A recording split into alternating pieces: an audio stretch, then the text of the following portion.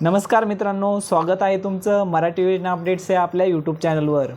या व्हिडिओमध्ये आपण पाहणार आहोत जे आपलं सरकार आलेलं आहे ते सरकार लाडक्या बहिणींना वाढून हप्त्यामध्ये काही रक्कम देणार आहे।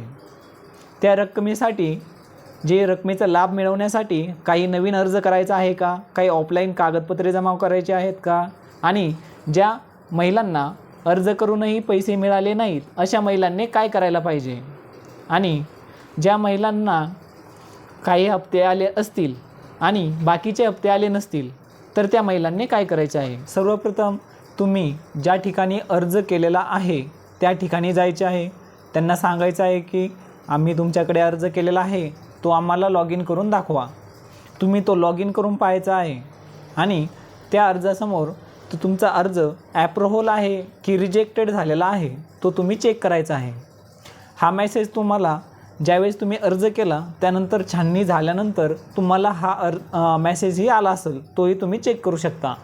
तुमचा अर्ज जर ॲप्रूव्हल जर असेल तर तुम्हाला अर्जामध्ये पहिली स्टेप काही करायची आवश्यकता नाही, आणि जर तुमचा रिजेक्ट झालेला असेल आणि तुमचा रिवर्ट झालेला असेल तर सांगितलेल्या डॉक्युमेंटची पूर्तता केल्यानंतर तुमचा ॲप्रूव्हल होणार आहे। ही झाली पहिली स्टेप।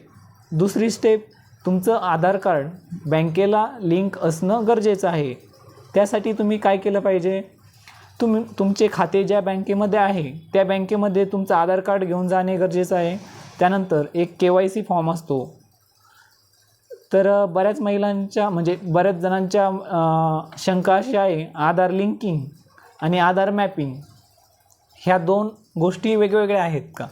तर हो, आधार मॅपिंग करणं म्हणजे जे आधार कार्ड थ्रू जे पैसे येत असतात, शासनाचे जे DBT थ्रू जे पैसे येत असतात, जे आधार कार्डला जे आधार मॅप आहे त्या अकाउंटला पैसे येत असतात, आणि आधार लिंक म्हणजे एक तुमचं आधार कार्ड बँक अकाउंटला लिंक करणं, ही प्रोसेस वेगळी असते, आणि आधार मॅपिंगची प्रोसेस ही वेगळी असते।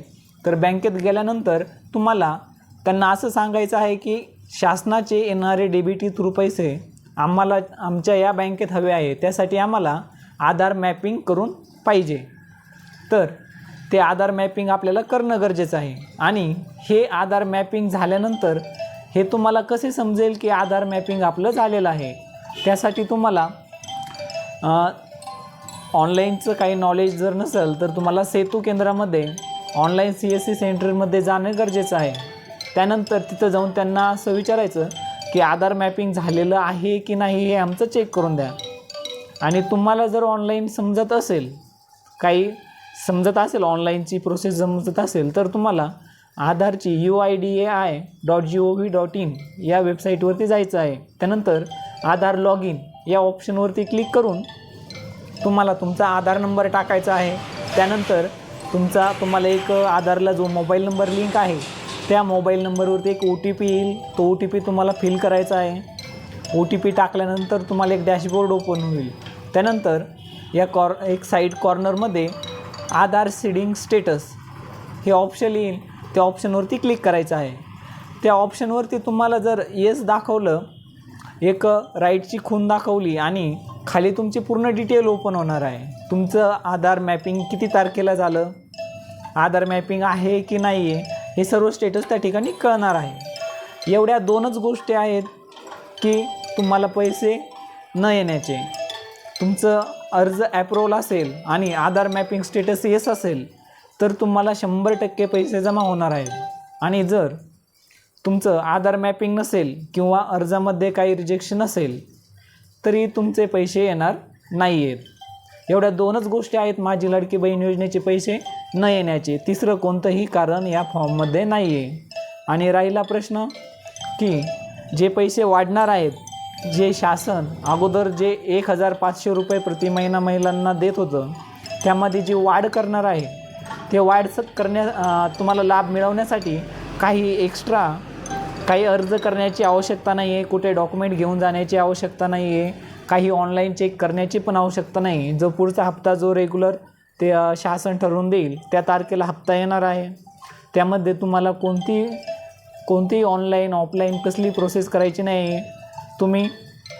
तुमच्या अकाउंटला डायरेक्टली हप्ता हा जमा होणार आहे।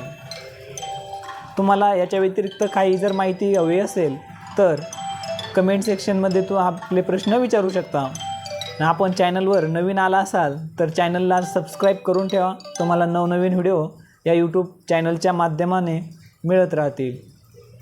डिस्क्रिप्शनमध्ये लिंक आहे, तुम्ही आपल्या व्हॉट्सअप ग्रुपला बी जॉईन होऊ शकता. त्यावरती भरतीचे नवीन नवीन योजनेचे सर्व अपडेट्स हे आपल्याला मिळत राहतील. धन्यवाद.